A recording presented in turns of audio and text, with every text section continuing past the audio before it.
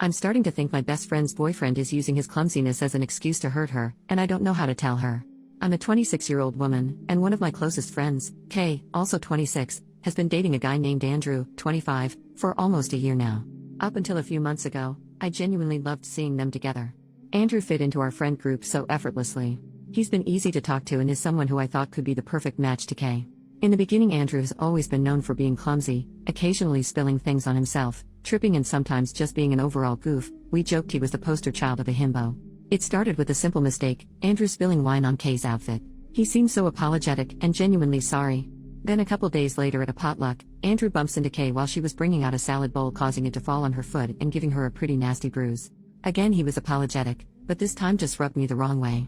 It seemed awkward the way he had bumped into her. Then there were just more of these accidents, like ripping a dress when he was falling trying to catch his balance, dropping a bowl of chocolate ice cream on her shoes, and spilling an ashtray that landed all over her hair. All of this is just giving me a weird feeling, like why does it feel like his clumsiness is getting worse? Recently we were having a movie night, Kay was sitting on the floor and I had gotten up from the couch to get some more popcorn when I see Andrew walking over with hot tea. I'm thinking no way I'm going to have her get piping hot tea spilled on her by accident. So I get up and say, "Oh, thanks for grabbing this, do you mind grabbing me popcorn since you're closest?" He kind of gets a defensive tone with me saying, "Yeah, but let me give this to Kay first." I said, "No, it's not a problem, I'll give it to her." As sweet as possible, and took the mug out of his hands and gave it to Kay. Then he seemed kind of distant the whole rest of the evening. I talked with one of my friends in our group just about the tea drama, and she said that Andrew might have been pissed off, feeling like I was babying him. I think that if he's been prone to hurting his girlfriend, wouldn't he want to avoid situations that could get her seriously hurt? Wouldn't you want a friend to help you? Am I just overthinking this? I want to talk to Kay about my concerns soon because I'm really scared for her. I just want to be wise in how I speak to her because I don't want her to take anything I say the wrong way. Any advice would be so helpful. Edit. Okay, after a lot of comments I reached out to Kay. We're meeting up one-on-one and I'll talk with her then. I'm still figuring out exactly what I want to say, but you have all been so helpful and I will keep you posted on how everything goes. Update. The next day. Hi all. This evening I got a text from Andrew. It seems my friend, who I'll be referring to as Sarah, had told him about the tea situation. He texted, "Hey, just wanted to reach out and let you know that I wasn't pissed with you." I played it cool and just replied, "Hey, no problem man, just wanted to make sure all was good with you." He messaged me back that lol. Yeah, why wouldn't I be? I left it alone after that. I reached out to Sarah and asked how the story was relayed to him, and she explained that it sort of came up in conversation.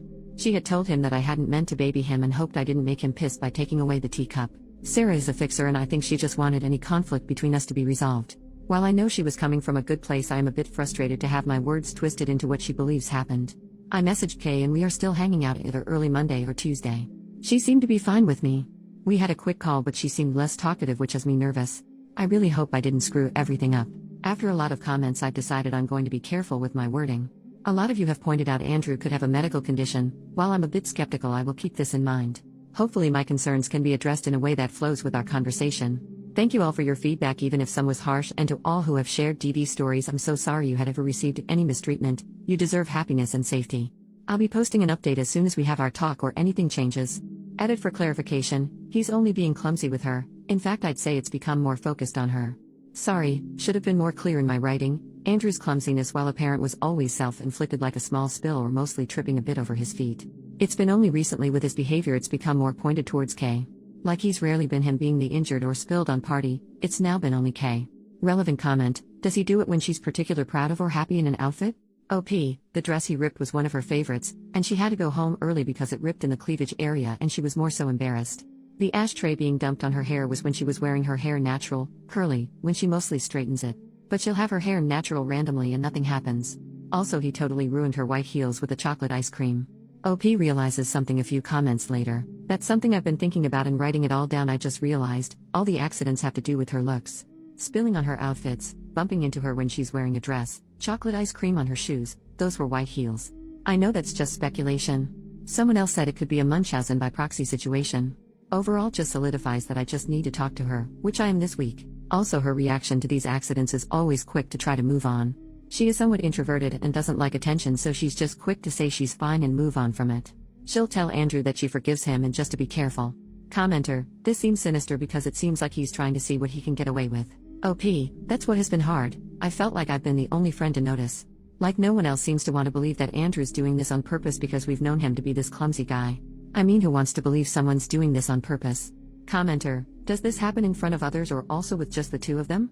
From what I understand, he's always had these accidents in front of friends, not when it's the two of them. And whenever it happens, he gets really apologetic and he's never laughed about it. But it just feels so weird, like he's being so over the top, like he once said, "I would hate myself if I seriously hurt you." I don't know, that just came off so odd to me for his usual character, who is typically a silly guy. Update: 3 days later. Hi all, sorry for the delay, a lot has gone on. So I talked to Kay this morning. I started off the conversation normal, when Kay says, "Hey, why were you concerned about Andrew bringing me tea?" I just say I had noticed he'd been more clumsy lately and I wanted to avoid either of you of getting hurt. She was quiet for a bit, then asks me, "Do you think it's odd how he's been acting?" Considering all your advice, I respond with, "I care about you and want you to be safe. I don't want to hurt you or Andrew, but I feel like most of the accidents have come at your expense. I don't want it to get to a point where you have a worse injury." This is when Kay burst out crying like I have never seen. After composing herself enough to talk, she says she's been so suspicious of how these accidents have been centered around her and how validating it was to have someone feel the same way. It's been causing her a lot of anxiety, and she felt so relieved when I took the teacup away from him. She has tried to suggest to Andrew that he should go to a doctor, but he just says he's perfectly fine. Kay is not confrontational, so she just drops it. She said how recently Sarah, Andrew and her were all hanging out together. Sarah told Andrew I was so upset about how he was hesitant to hand me the teacup, a completely different story from what Sarah told me. I have been more open with my emotions in my post due to my anonymity, but in person I was very casual about the situation. I said something along the lines of, "Hey, did you think I upset Andrew by taking the tea when I asked him to get me popcorn? I hope I didn't come off rude."